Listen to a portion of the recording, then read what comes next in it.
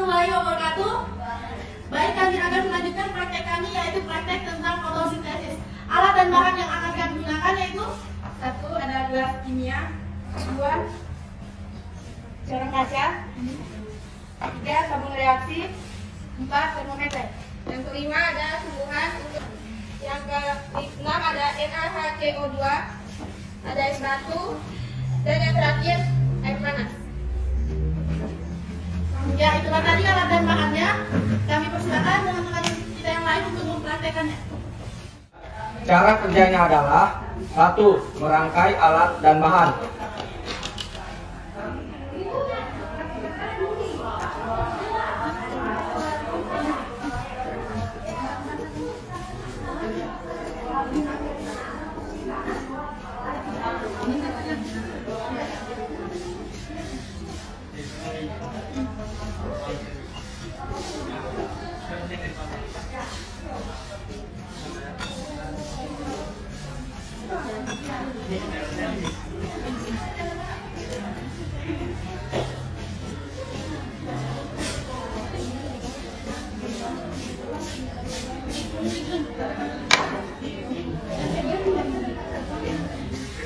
2. Membuat sebanyak 5 macam percobaan dengan catatan tabung reaksi harus dalam keadaan penuh berisi air. Jangan ada rongga udara. Beri nama A, B, C, D, dan E. Percobaan A diletakkan di dalam ruang laboratorium.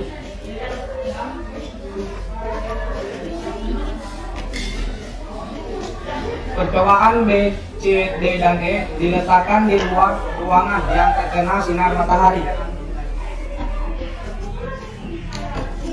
Pada percobaan C, menambahkan setengah sendok NaHCO3.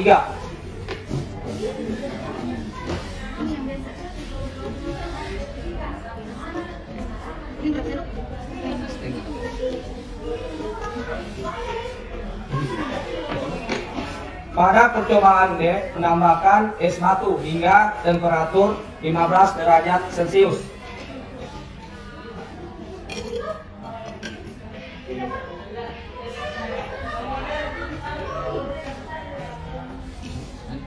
Pada percobaan E, menambahkan air panas hingga temperatur 40 derajat Celcius.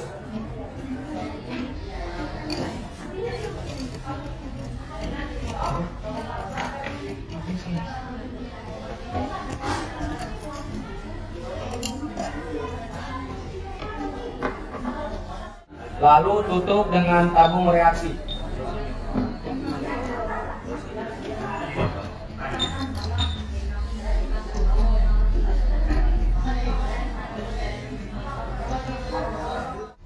Tiga, menunggu percobaan selama 30 menit.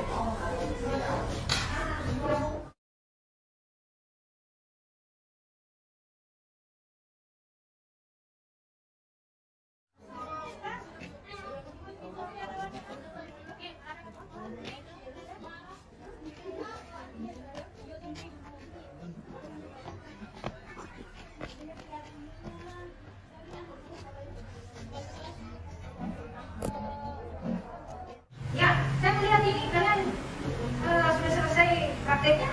Ya. Ini tujuannya apa ya?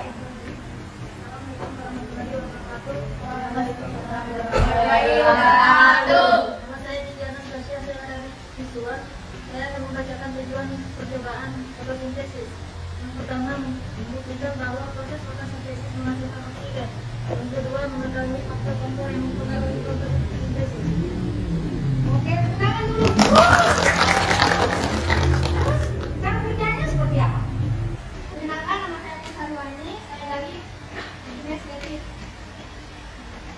Cara kerja: merangkai alat dan bahan seperti gambar ini.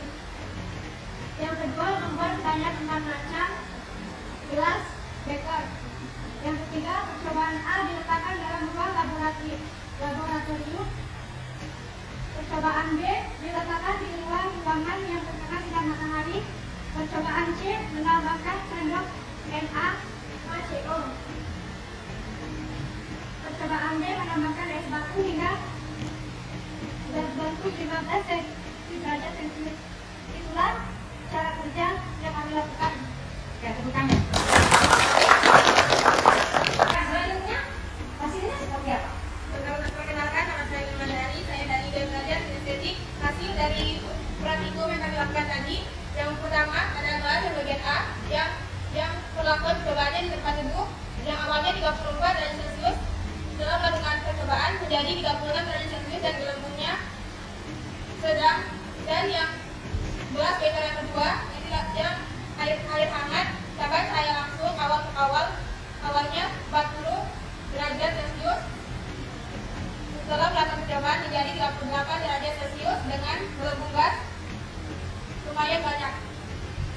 Tabung gelas beker yang ketiga, yang bagian C, air yang berisi S1 dengan tambah cahaya langsung awalnya 10 derajat celcius. Setelah percobaan menjadi 25 derajat celcius, gelembung gas yang dihasilkan sedikit.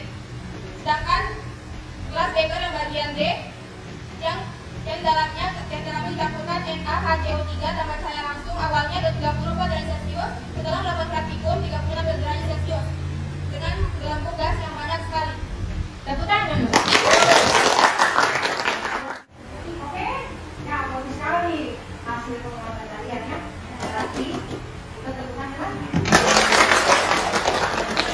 Saya menginginkan kesimpulan yang positif banget. Ya, siapa yang bisa memberikan kesimpulan? Kenalkan, nama saya Saryanti, dari belajar estetik. Kesimpulannya adalah pada kelima perangkat percobaan yang paling banyak terbentuk gelembung adalah perangkat yang terpapar sinar matahari langsung dan ditambahkan natrium bikarbonat atau NaHCO3. Hal ini disebabkan karena NaHCO3 terurai menjadi NaOH dan CO2, sehingga NaHCO3 berperan sebagai sumber karbon dioksida yang digunakan dalam fotosintesis.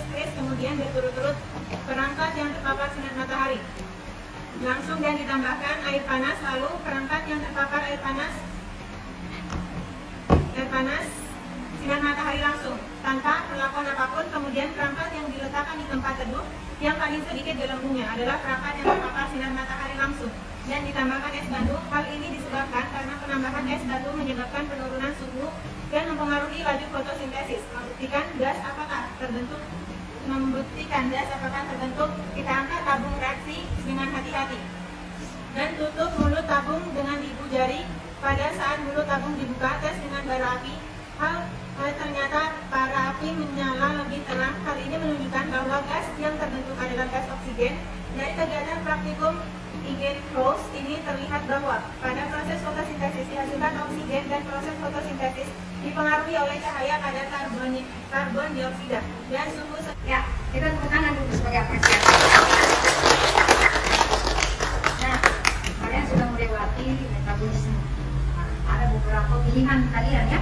Pilihan yaitu Anda memilih praktek yang mulai dari enzim kalian sudah lalui, kemudian memilih praktek fermentasi melalui pembuatan tape ya.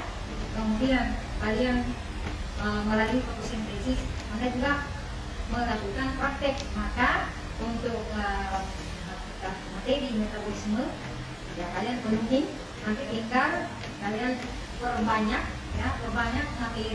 materi tentang metabolisme itu. Anda harus menguasai atau hidrolisis, siklus Krebs, kemudian transfer elektron, ya, kemudian metabolisme lemak, metabolisme karbohidrat, ya, metabolisme protein. Nah, kalian nanti buat satu kesimpulan ya tentang materi itu. Nah, yang terakhir nanti kita akan melakukan penelitian kunjungan, yaitu materinya kelainan metabolisme. Ya, jadi ya, hari ini kita selesaikan pertemuan ini. Semoga lain kali ya, bisa lebih bermanfaat dan bermakna bagi kalian. Terima kasih banyak. Assalamualaikum warahmatullahi wabarakatuh.